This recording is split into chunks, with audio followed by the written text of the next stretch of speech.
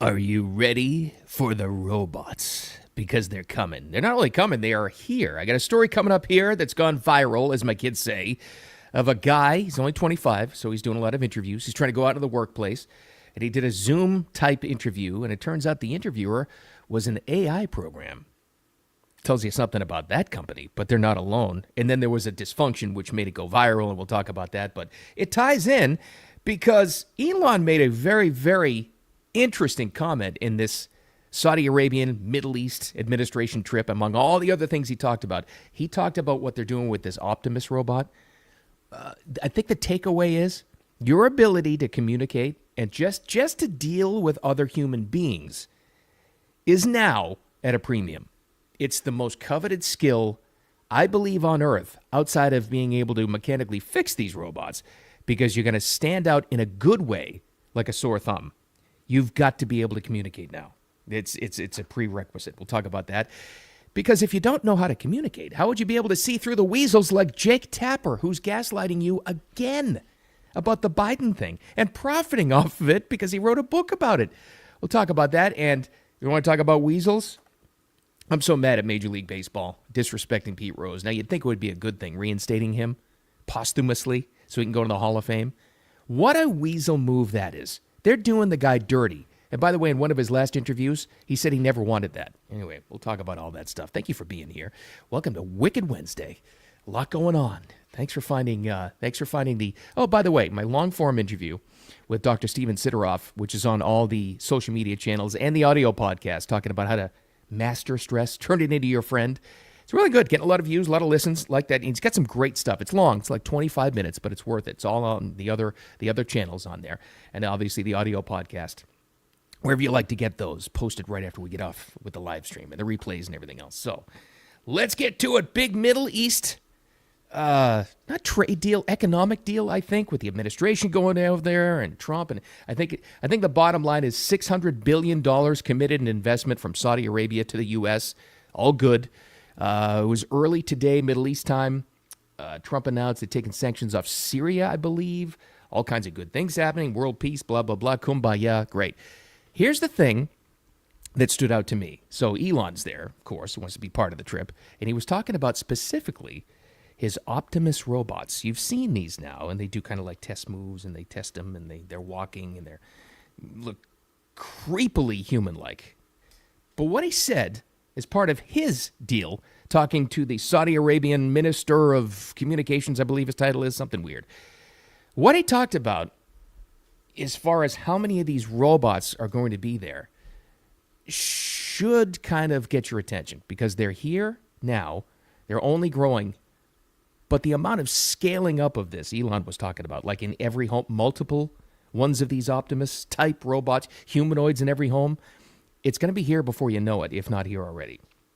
And they did a little demonstration. Because if you're Elon, of course you want to go over there and grab a piece of that Saudi investment for your own companies, right? Of course you do. So he was there, and he's doing this interview, and they had just come off a demonstration. Got to make it a show. And they had one of these Optimus robots before the Saudi crown prince and Trump, and they had the robot do a Trump dance to YMCA. Because, pretty impressive. Right after, so the interviewer asked Elon about that. Listen to what Elon says about how close we are to having these in our daily lives. It's here now. It's not going away. Robots can dance. They can walk around. They can interact. I think we're headed to a radically different world. I think a good world, an interesting world. My prediction actually for humanoid robots is that ultimately there will be tens of billions. I think everyone will want to have their personal robot. You can think of it like... He went on to say, you can think of it like C-3PO in Star Wars. Well, that's not changing, so it's coming, and it's here. And I think it's cool, too. Of course I'd want one. Now, of course, I know the science fiction aspect of this is, what if they all get together and turn on us? There have been malfunctions. Let's be honest here. Could happen. But for the most part, when they work all that out, it's going to be amazing. Are they going to take jobs? Oh, yeah, they are now. Have you seen some of the Amazon factories? Some of the video they have in some of their warehouses? What they can do with the AI stock robots? It's incredible. Of course that's going to take jobs. Smart thing, smart takeaway on this is to turn that into, if you work with your hands, robotics, manufacturing, and repair is going to be a massive industry for anybody who's got kids looking into, trade schools or whatever. Just have to adjust for the times. But here's the other thing. This gets what I'm talking about. There's going to be so much robot replacement, and there's going to be so much AI that's already here. When's the last time you went to a customer service site through any major corporation or company and got a hold of a human? At least at first. It's rarer and rarer, and they haven't exactly tuned up the AI capability on that quite yet.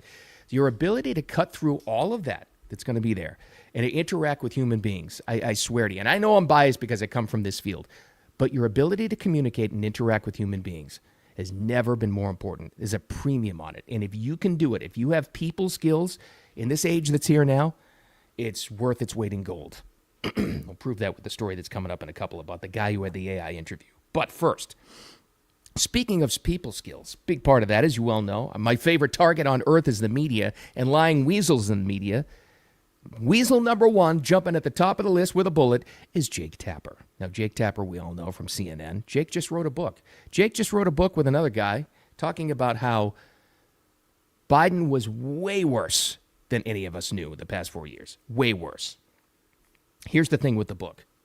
They're blaming the White House and taking no blame whatsoever in the book about Biden's mental decline. So here's Jake Tapper, who, as you well know, before had gaslit all of us. One of the main weasels on air every single day for 4 years saying, it's not that bad. Jake, by the way, Jake Tapper was the one who claimed that it was a stutter that Biden had. Going back to the campaign, it was a stutter, okay? So he gaslit you then, and now he's gaslighting you again, saying it was way worse, and he didn't know, and then he's profiting off the gaslighting. Wow. Boy, that takes some cojones, doesn't it? Here's the first part of it where he's talking about this book now, and he's saying, we didn't know. We were lied to by everybody. Okay, Jake. But the bottom line is the White House was lying, not only to the press, not only to the public, but they were lying to members of their own cabinet. They were lying to White House staffers. They were lying to Democratic members of Congress, to donors about how bad things had gotten. So it's not your fault, Jay. Like you couldn't tell. Like anybody with a half a brain couldn't tell how bad it was. But now he's actually wrote a book where he said, oh, they lied to us. So he gets to be off scot-free and profit from a book where he's gaslighting us not once but twice. If only somebody during the previous 4 years had told Jake how bad the mental decline was. If only he had guests on the air who told him that Biden was bad. Oh, yeah, there were multiple examples of that, and he shot them down because that wasn't the accepted narrative. Let's go back to 2022, shall we? Lara Trump was on Jake's show on CNN and tried to tell him, and he was, how dare you say that? It's very clearly a cognitive decline. Okay. That's what I'm referring to. It makes me uncomfortable. You have no. This It's so amazing. It's so amazing to me that and try and figure out an answer. a cognitive decline. Biden Denied it. Or got mad, or at least pretended to be mad. That's not true. I know. And now has the just absolute nerve to write a book about it now, to profit twice from the gaslighting. That's just, you can't. I'm telling you, I know, I get all mad at the media. My favorite target is the media, the lying weasels in the media who do this, because that's the problem. That's where all our problems come from. That's why there's so much confusion, division, divide, anxiety, and it's from them and people like that. You've got to be able to weed that out. More and more people, thankfully, the great news and the takeaway on this is more people can read right through the media now. Trust in media, when they do these national surveys, trust in media now is down below, it's in single digits. It's below 10%, and that's fantastic. And it will not stop until that goes to zero, or what they're doing. And thank God that's getting exposed because of outlets like X. And even Facebook is a tick better. And independent journalists who are out there. Thank God. Because people like that, boy, that's just, it would be tough to find something more Weasley than what Jake Tapper is pulling right now.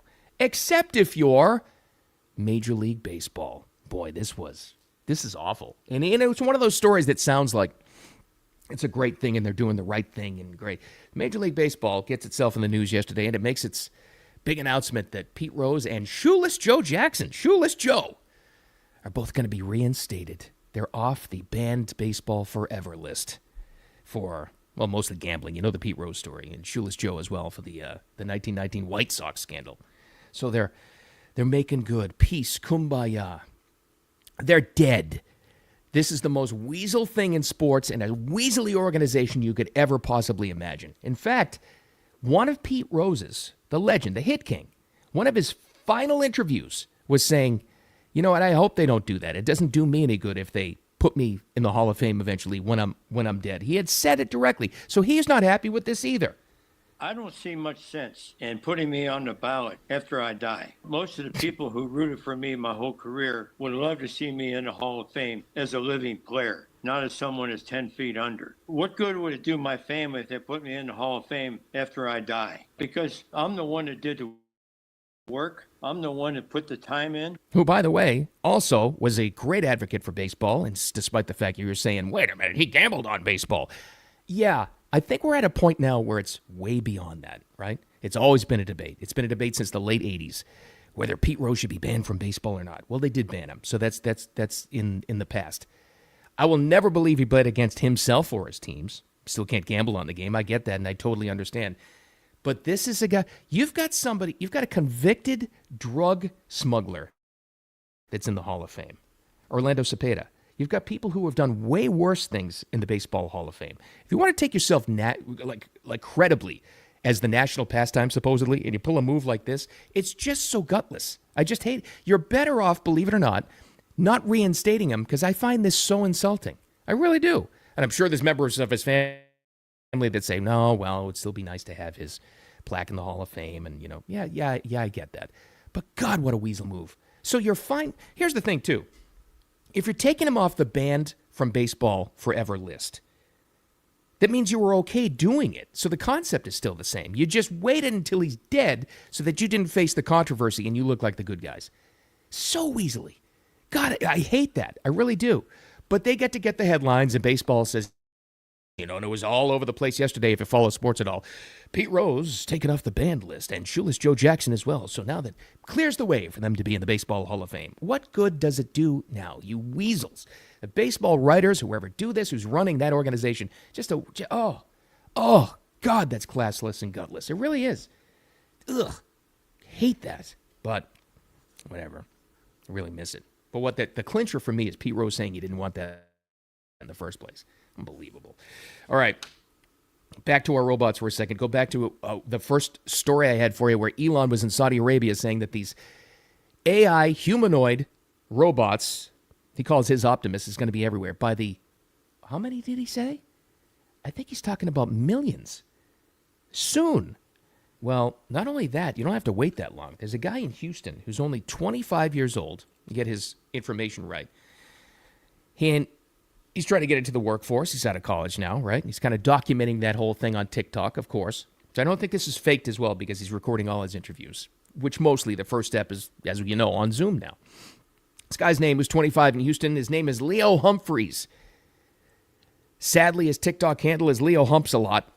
That's neither here nor there. We'll get to that later. But he's trending on TikTok now, and this video has gone viral, as my kids tell me, because he's in the middle of his interview. As they all start off, he just happens to be recording it because he wants to put it on his channel and his experience getting into the workforce, which I think is kind of cool.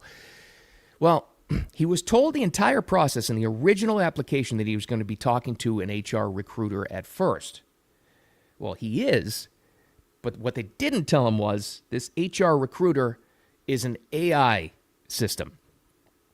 Not only that, the reason why it's going viral is because it freaks out on him, and he doesn't know what to do. And by the time the AI program straightens out at the end, he never got a chance to answer any of the questions from the AI robot. AI interviewing gone wrong, like in this kid's viral video. Thank you so much for joining the interview today. I am so excited to talk to you and get to know more about you. For our first question, let's circle back. Tell me about a time when. Let's circle back. Tell me about a time when. Let's circle back. Tell me about a time when. Let's. I think the internet's breaking up or something. And then at the end of it, it finally jumps from her glitching and repeating the same thing to going, thank you. It was great learning about you today.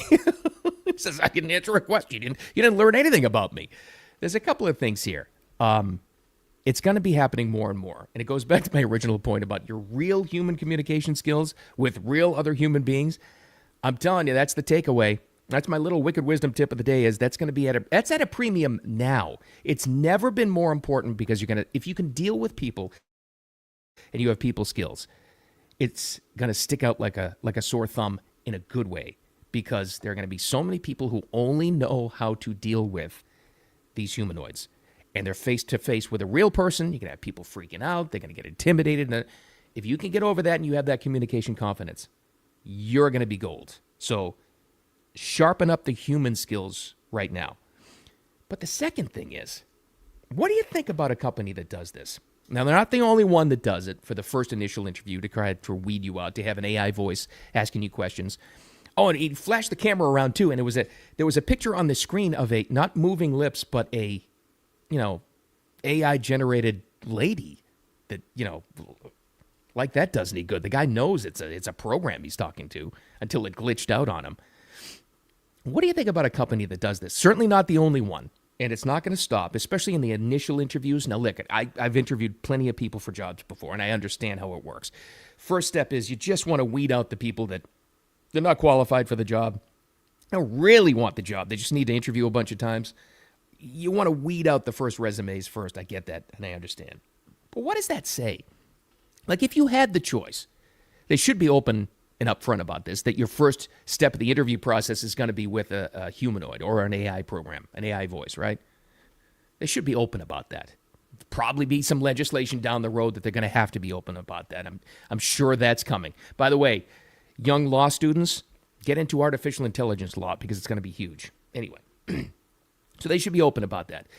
But the second thing is, once you find out the information and you find out that one company wants to interview you, first step, even on Zoom, with a real person, similar company wants to interview you, it will be an AI process for the first one. Which do you choose? They don't really value you too much at first with the AI person. Really. They're trying to weed you out. They're trying to get rid of you to see if you don't really want the time.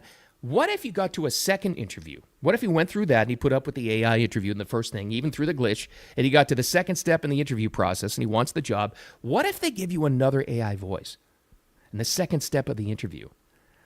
How much respect do you think that company's given you? I don't think a lot. Because imagine it. If you get to a second step of an interview, they're probably interested in you. You made it to the second round.